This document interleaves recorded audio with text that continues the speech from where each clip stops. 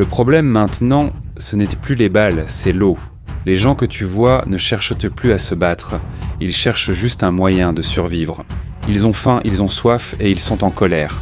Quand la faim, la soif et la colère se réunissent, cela devient le chaos. À Téhéran, qui est le centre du pays, la situation se fait encore plus sentir. Une ville qui devrait être ordonnée et moderne, mais qui est maintenant au milieu d'une crise. Et cela ne se passe pas seulement à un seul endroit. Le problème s'est déjà propagé dans différentes villes comme Kerman, Ispahan, Mashhad et Hamadan, et il s'aggrave encore plus à Téhéran même. Mais avant de continuer, merci de mettre un j'aime à cette vidéo. C'est très important pour nous, les créateurs de contenu. Merci beaucoup. Des millions de personnes refusent désormais de se taire, lassées et en colère contre le gouvernement, et cela ne vient pas seulement de la guerre. Leurs propres erreurs, insuffisances, mauvaise gestion et négligence durant des années sont en grande partie responsables. Ce qui est le plus surprenant, c'est qu'un pays qui possède des missiles et qui peut montrer sa force à l'extérieur a maintenant du mal à fournir de l'eau à ses propres citoyens. On rapporte même qu'ils dépendent maintenant de l'aide étrangère, rien que pour l'approvisionnement. Dans de nombreuses villes, beaucoup de robinets sont à sec. Ce n'est pas de l'eau, mais seulement de l'air. Dans les rues, on voit des gens portant des bidons, se précipitant et se bousculant juste pour obtenir de quoi boire. Ce ne sont plus des files d'attente pour la nourriture que tu vois, mais des files d'attente pour l'eau. C'est ici que commence le véritable effondrement. Ce n'est pas dû à une bombe ou un missile, mais au besoin humain le plus fondamental. Et pendant que cela se passe à l'intérieur du pays, les soldats à l'extérieur en ressentent aussi les effets. L'approvisionnement est très insuffisant, et il y a des rapports selon lesquels seulement 20 balles sont disponibles pour 2 soldats. Ce n'est pas suffisant, même pour un court affrontement. Cela signifie que l'ennemi n'est pas leur seul problème, ils doivent aussi faire face à leurs propres insuffisances. À ce stade, il y a quelque chose que l'armée craint encore plus. Ce n'est pas seulement les avions, les navires ou les armes, mais l'eau. Parce que sans elle, l'homme ne peut pas survivre. Et si l'homme ne peut pas tenir, le soldat non plus. Plus le combat s'intensifie, plus il se retrouve coincé. L'approvisionnement diminue et le problème devient plus évident. Ce qu'on appelle la crise des 20 cartouches est un signe que la circulation des munitions et du matériel devient difficile. Mais même si c'est déjà grave, ce n'est pas encore le pire. Parce qu'un problème encore plus lourd approche, les soldats n'ont plus de quoi subvenir à leurs besoins essentiels. Il y a des rapports selon lesquels, dans certains endroits, les soldats n'ont plus d'eau potable adéquate et manquent même de nourriture. En plus de cela, ils manquent aussi de munitions. En d'autres termes, ils perdent en même temps tout ce dont ils ont le plus besoin pour se battre. Au 12e jour du combat, une armée comptant des millions de soldats commence peu à peu à céder. Et ce n'est pas à cause d'une attaque directe de l'ennemi, mais à cause de la faim et de la soif. Dans de telles conditions, il est difficile de rester fort. Quand un soldat est fatigué, affamé et assoiffé, sa capacité à se battre et à obéir aux ordres diminue. Ce n'est pas une question de courage, mais de limites physiques humaines. En même temps, le problème de l'eau s'aggrave dans tout le pays. C'est déjà l'une des crises les plus graves qu'il traverse actuellement. Le barrage qui approvisionne Téhéran est descendu à moins de 6%, ce qui signifie presque qu'il ne reste plus d'eau. Si l'on considère la taille de leur armée, cela devient encore plus sérieux. La garde révolutionnaire compte environ 190 000 membres. Garde est environ 350 000 dans l'armée régulière. Au total, cela fait plus d'un demi-million de personnes. Le problème, c'est qu'il n'y a pas assez d'eau pour un nombre aussi important. Dans un vrai combat, un soldat n'a pas seulement besoin de balles. Ils ont besoin d'eau chaque jour. Avec le poids de leur équipement, la fatigue, la chaleur et le stress, chaque soldat a besoin de suffisamment d'eau pour survivre et fonctionner correctement. En général, un soldat a besoin de 15 à 20 litres d'eau par jour. Elle est utilisée non seulement pour boire, mais aussi pour se laver, cuisiner et prévenir les maladies. Ce ne sont pas seulement les humains qui dépendent de l'eau. Elle est aussi essentielle pour les véhicules, le refroidissement des équipements et l'usage médical. Si tu y réfléchis, pour plus d'un demi-million de soldats, cela représente des millions de litres d'eau nécessaires chaque jour. En temps normal, on la puise dans les puits et les réseaux d'eau des villes, mais aujourd'hui, le flux est interrompu et l'approvisionnement est insuffisant. C'est ici que l'on voit la véritable situation. En temps de guerre, on pense souvent que les balles sont les plus importantes, mais en réalité, c'est l'eau qui détermine si l'on peut encore se battre. Et quand cela disparaît, peu importe la taille de l'armée, elle finira aussi par s'effondrer. Sans électricité, où trouvera-t-on de l'eau? En temps de guerre, l'une des premières cibles, ce sont les centrales électriques. Quand il n'y a plus d'électricité, les conséquences s'enchaînent. Les pompes s'arrêtent, les puits ne fonctionnent plus, et le traitement de l'eau s'arrête. Même s'il reste de l'eau, elle ne pourra pas être acheminée vers les villes et les camps. C'est là que surgit le gros problème. Le plan de l'Iran est de prolonger le combat et d'épuiser l'ennemi avec le temps. Mais il y a une question à laquelle ils ne pourront pas échapper. Comment peux-tu tenir sans eau? Dans une telle situation, l'Iran ne peut pas soutenir de longs combats. Ils seront obligés de chercher une autre solution, comme transporter de l'eau avec des camions-citernes. Mais ce n'est pas si simple. Il faudrait des milliers de camions-citernes en même temps que les véhicules qui transportent déjà des munitions et du carburant. Cela signifie que la charge devient plus lourde, parfois il en faut 2 ou 3 fois plus. Et c'est là que ça devient dangereux. Les camions-citernes d'eau sont grands, lents et faciles à repérer. Ils sont l'une des cibles les plus faciles. Lorsqu'un camion-citerne est touché, ce n'est pas simplement la perte d'un véhicule. Il est possible qu'une unité entière perde sa capacité de combattre en une seule journée à cause du manque d'eau. Son effet est plus rapide que la faim. La déshydratation peut faire s'effondrer le corps en seulement quelques heures. Les pilotes perdent leur concentration, les opérateurs ont du mal à réfléchir et les soldats s'affaiblissent rapidement. Peu importe à quel point une personne est entraînée ou résistante, le corps a ses limites. Sans eau, ni la discipline ni le courage ne peuvent lutter contre cela. En quelques jours, des effets plus graves apparaîtront. Le corps peut céder, l'esprit peut être affecté et il deviendra impossible de bouger correctement. Au final, l'Iran ne fait pas seulement face à un ennemi. Il doit aussi affronter les conditions du lieu et le manque d'eau. Dans ce combat, mesdames, ce ne sont pas seulement les armes ou les stratégies qui décident. Parfois, ce sont les choses les plus simples, comme l'eau, qui déterminent qui tiendra le plus longtemps. Et si tu perds à ce niveau-là, peu importe la taille de ton armée, tu ne pourras pas bien te battre. Autrefois, les barrages étaient l'une des protections les plus importantes de l'Iran. C'est d'ici que proviennent l'eau et l'électricité, et cela aide beaucoup dans la vie quotidienne. Mais aujourd'hui, la situation s'est inversée. La plupart des barrages sont presque vides ou simplement remplis de boue. Cela signifie que même s'il reste la structure, elle ne sert plus à grand-chose. Si ces barrages sont touchés pendant la guerre, 2 choses peuvent arriver. S'ils sont pleins, cela provoquera des inondations et des problèmes encore plus graves. Mais s'ils sont presque vides, tu n'en tireras aucun bénéfice. Même l'eau sale qui reste disparaîtra complètement. En même temps, l'approvisionnement en électricité chute aussi. À cause du faible niveau d'eau, la production d'énergie hydroélectrique diminue. Et si le réseau électrique est endommagé par la guerre, l'approvisionnement en électricité disparaîtra complètement. Si cela arrive, les stations de traitement de l'eau s'arrêteront. Cela signifie que même s'il y a de l'eau, elle ne pourra pas être purifiée et ne sera pas utilisable sans danger. Et les premiers touchés ne seront pas les soldats, mais les habitants de la ville. C'est là que les problèmes commenceront. Les gens ont soif, il y a du chaos et des divisions se forment. Et quand la situation à l'intérieur est chaotique, cela affecte aussi le combat à l'extérieur. Aucune armée ne peut se battre efficacement si son propre pays est en désordre. Un signe clair de cela est apparu lorsque le ministre de l'Énergie, Abbas Ali-Abadi, a pris la parole dans les médias. Il a déclaré qu'ils étaient en prêt à acheter de l'eau auprès des pays voisins.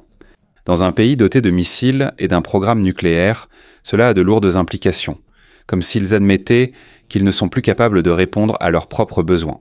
Ce qui est encore plus surprenant, c'est à qui ils ont demandé de l'aide.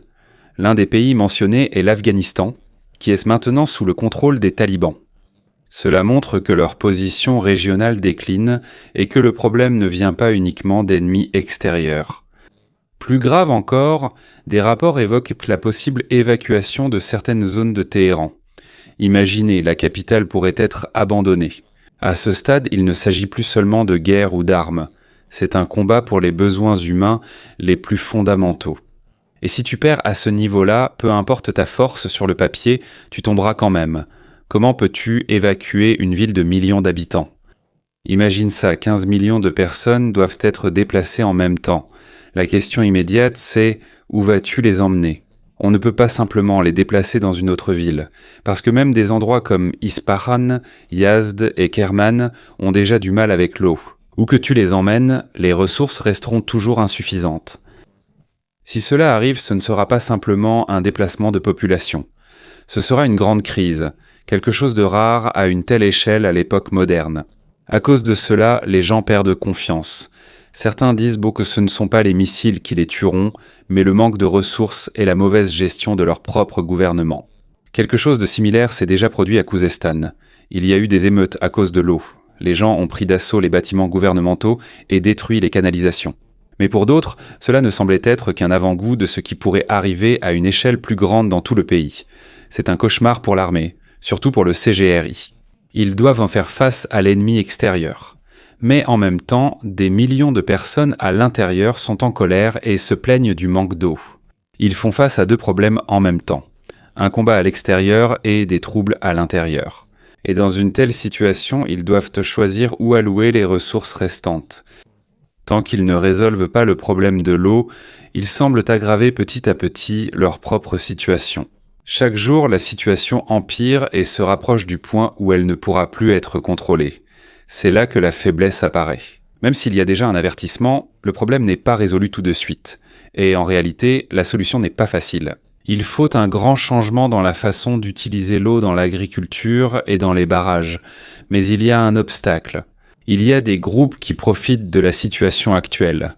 À cause de cela, ils ne changent pas facilement le système, même s'ils savent que cela causera de plus gros problèmes. Au final, il ne suffit pas de dire que c'est simplement un manque de pluie. La cause est plus profonde que cela. Ce n'est pas seulement à cause de la nature, mais le résultat de décisions négligées pendant des années. Et maintenant, la méthode même qui a été créée pour soutenir le pays devient peu à peu la raison de sa chute. Ce n'est plus simplement une sécheresse. Nous savons tous comment fonctionne la sécheresse. Quand il pleut, l'eau revient et la situation redevient progressivement normale. Mais en Iran, c'est différent. Ce n'est plus temporaire. C'est un épuisement continu. Selon les rapports, chaque année, l'Iran prélève environ 63 milliards de mètres cubes d'eau souterraine. Mais la nature ne peut en restituer qu'environ 45 milliards. Le déficit est énorme. Près de 20 milliards de mètres cubes disparaissent chaque année. Comment compensent-ils cela ? Ils la prennent sur l'avenir. Cela signifie qu'ils utilisent aujourd'hui l'eau qui devrait être destinée à la prochaine génération. Des eaux accumulées sous terre pendant des milliers d'années s'épuisent en seulement quelques décennies. Pour que ce soit plus facile à comprendre. C'est comme un soldat à court de munitions. Faute de ressources, il détruit sa propre forteresse et l'utilise pour se défendre. Au final, il n'a plus de munitions et il n'a plus d'endroit où se cacher. La situation empire encore. D'après les dernières données, les barrages du pays ne sont remplis qu'à environ 35%. À Téhéran, la situation est encore plus critique. Une ville de plus de 15 millions d'habitants. Mais 4 des 5 principaux barrages ne sont remplis qu'à un niveau de 6 à 10%. À ce niveau, l'eau restante est presque inutilisable. Souvent, elle est déjà mélangée à de la boue et des saletés, et il est très difficile de la purifier. Parfois, elle n'est vraiment plus utilisable. Le gouvernement essaie de réduire la consommation d'eau en fermant les écoles, en suspendant certaines administrations et en diminuant la pression dans les conduites d'eau. Mais cet effet n'est que temporaire. Lorsqu'on regarde les images satellites, la réalité c'est plus évidente. Les réservoirs comme Latsiane et Karaj, qui étaient autrefois pleins d'eau, sont maintenant presque à sec et ressemblent à un désert. Au final, ce n'est plus simplement un manque de pluie, c'est une diminution progressive de l'approvisionnement. Et lorsque cela sera complètement épuisé, la pluie ne pourra pas simplement reconstituer les réserves. C'est là qu'on atteint alors le point le plus critique. Lorsqu'un pays n'est plus capable de fournir de l'eau, surtout dans sa propre capitale, c'est là que tout commence à s'effondrer. Lorsque les robinets ne fonctionnent plus dans la capitale, il est clair qu'il y a déjà un problème profond. Et maintenant, l'Iran est proche de ce point. À première vue, on dirait que le changement climatique est la seule raison. Mais ce n'est pas toute la vérité. Il y a une cause plus profonde au problème. Derrière tout cela, il y a le corps des gardiens de la révolution islamique, ou IRGC. Ils sont censés être les défenseurs du pays, mais ils ont aussi joué un grand rôle dans la situation actuelle. En 30 ans, ils ont construit plus de 600 barrages. Au début, cela semblait être une bonne nouvelle. Mais beaucoup de ces projets n'ont pas été correctement étudiés. Certaines analyses étaient insuffisantes et il y a même des rapports indiquant que les données n'étaient même pas exactes. Pourquoi ont-ils fait cela ? Pour en tirer profit. De nombreuses entreprises qui leur sont liées ont profité de ces projets. Un exemple clair est le barrage Godvan. Il a été construit sur la rivière Caron, au-dessus d'une zone où il y a beaucoup de sel en dessous. Avant sa fin, ingénieurs et géologues avaient déjà averti du danger de l'emplacement, mais le projet a tout de même continué. Lorsque le barrage a été rempli, le sel en dessous a fondu et s'est mélangé à l'eau. À cause de cela, l'eau est devenue extrêmement salée, presque plus salée que la mer. Le projet n'a pas seulement été gaspillé. Même si une grosse somme d'argent a été dépensée, l'eau n'a pas été utile. Pire encore, cette eau a même été utilisée dans les exploitations agricoles. À cause de la salinité, des centaines de milliers d'hectares de terre ont été détruits, et de nombreux arbres ont séché. Il y a même des experts en Iran qui ont dit que c'était comme si le pays se détruisait lui-même. C'est là qu'on voit l'ironie. Alors que le CGRI affirme protéger l'Iran contre ses ennemis, ce sont eux-mêmes qui ont causé de graves problèmes touchant les terres et l'eau. Il est donc clair que ce n'est pas seulement une catastrophe naturelle, ni uniquement due à la chaleur ou au manque de pluie. C'est le résultat de mauvaises décisions, de mauvais plans et de mauvaises priorités. Et le plus dangereux de tous, dans l'histoire, le manque d'eau est l'une des choses qui déclenche le plus rapidement la colère des gens. Parce qu'en réalité, l'homme peut vivre sans liberté, mais il ne peut pas vivre sans eau. C'est un avertissement qu'on ne peut plus ignorer. Ces dernières années, des soulèvements ont commencé au Khouzistan, une province riche en pétrole mais pauvre en eau. Rien qu'à cela, tu vois déjà la direction prise par la situation. Les gens bloquent les camions-citernes, détruisent les canalisations et brûlent les bâtiments gouvernementaux. Ce n'est pas une simple protestation. C'est le signe d'une colère plus grande qui ne fait que grandir. Et il est important de se rappeler que ce n'est pas encore le pire. On dirait que ce n'est que le début d'un problème plus vaste. C'est ici que le gouvernement a du mal. Les gardiens de la révolution sont habitués à affronter des ennemis extérieurs et à gérer des questions politiques. Mais la situation actuelle est différente. Comment faire face à des millions de personnes dont le problème est la soif ? Aucune arme ne peut répondre à cela. Quelle que soit la force utilisée, cela n'augmentera pas l'approvisionnement en eau. Au contraire, cela ne fait qu'attiser la colère du peuple. La situation devient encore plus dangereuse lorsque le CGRI est obligé de concentrer ses forces à l'intérieur du pays pour contrôler sa propre population. Si cela se produit, la surveillance extérieure diminuera et la défense s'affaiblira. Petit à petit, ils seront attaqués. Cela affectera l'ensemble du fonctionnement du pays, c'est là qu'on voit le tableau d'ensemble. Il ne s'agit plus seulement de missiles, de programmes nucléaires ou d'alliés. Il y a des choses plus basiques qui sont plus importantes. L'eau, la nourriture et l'état des terres. Imagine l'Iran comme un château. De l'extérieur, les murs sont solides et hauts, mais les fondations sont fragiles, comme du sable très sec et une terre pleine de sel. Quand l'eau disparaît, les fondations s'effondrent. Et peu importe à quel point cela semble solide, ça finira quand même par s'écrouler. En ce moment, de nombreuses choses frappent l'Iran.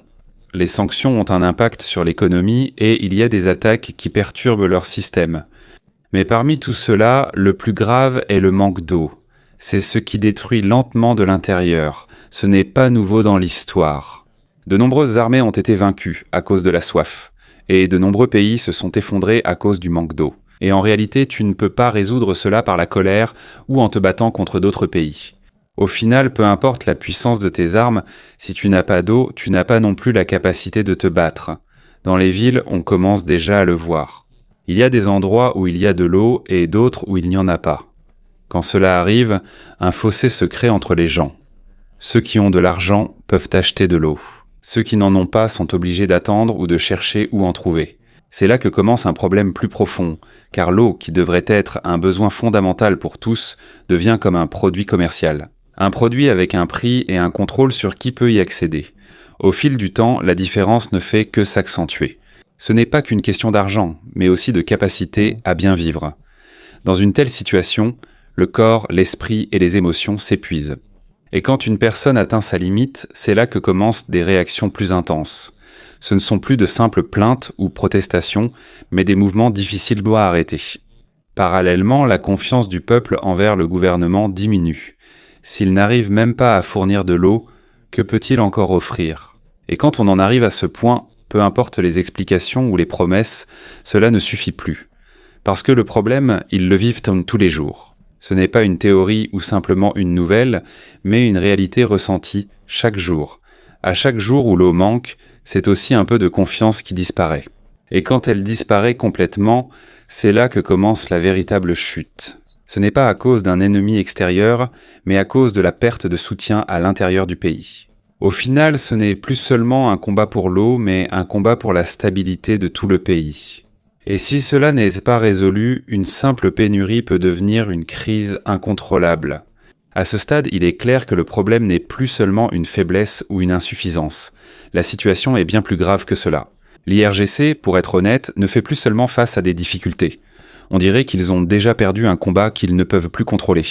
Et ce combat n'est pas comme une guerre qu'on peut reprendre ou inverser. Une fois que l'eau est partie, elle ne revient pas facilement. À quel point c'est grave. Ce n'est pas seulement grave.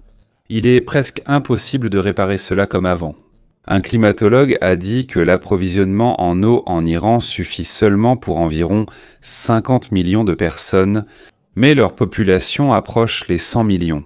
Cela signifie qu'il y a 2 fois plus de personnes que ce que l'eau peut soutenir. Ils essaient de faire vivre plus de gens avec une ressource qui s'épuise peu à peu. Dans une telle situation, cela ne peut pas durer longtemps. À cause de cela, le gouvernement a été obligé de prendre une décision qu'il n'avait pas prévue auparavant. Peu à peu, ils réduisent de l'agriculture pour économiser l'eau et dépendent davantage des importations de nourriture en provenance d'autres pays. En d'autres termes, ils ne dépendent plus entièrement de leur propre production. Lorsqu'un pays dépend des autres pour sa nourriture, cela a des conséquences. Même si ce n'est pas dit directement, cela transfère progressivement une partie du contrôle à d'autres pays. En réalité, importer de la nourriture revient aussi à importer l'eau utilisée pour la produire. Mais le problème ne s'arrête pas là. À mesure que les lacs s'assèchent, une grande quantité de sel reste. Lorsque le vent souffle, il emporte ce sel dans l'air et les gens le respirent. À cause de cela, les maladies pulmonaires et d'autres problèmes de santé augmentent dans certaines régions. En même temps, lorsque l'approvisionnement d'une chose aussi précieuse que l'eau vient à manquer, la dynamique de la société change également. Il y a des rapports selon lesquels certains groupes contrôlent la vente d'eau, et cela devient comme un commerce avec ses propres prix et méthodes. Cela signifie que lorsque l'approvisionnement normal disparaît, des éléments incontrôlés interviennent. Dans l'ensemble, ce n'est plus une simple crise qui va simplement passer. C'est un changement progressif qui commence dans la nature, atteint la société et affecte même l'État lui-même. Et quand on en arrive à ce point, il est difficile de revenir en arrière. Et il y a un autre effet qui n'est pas immédiatement visible. Quand l'eau vient à manquer, même les services ne fonctionnent qu'au moins bien, les hôpitaux ont du mal, il manque d'eau propre pour les patients. Les écoles ont du mal, parfois elles sont obligées de fermer. Même les entreprises sont progressivement affectées parce qu'elles ne peuvent pas fonctionner correctement.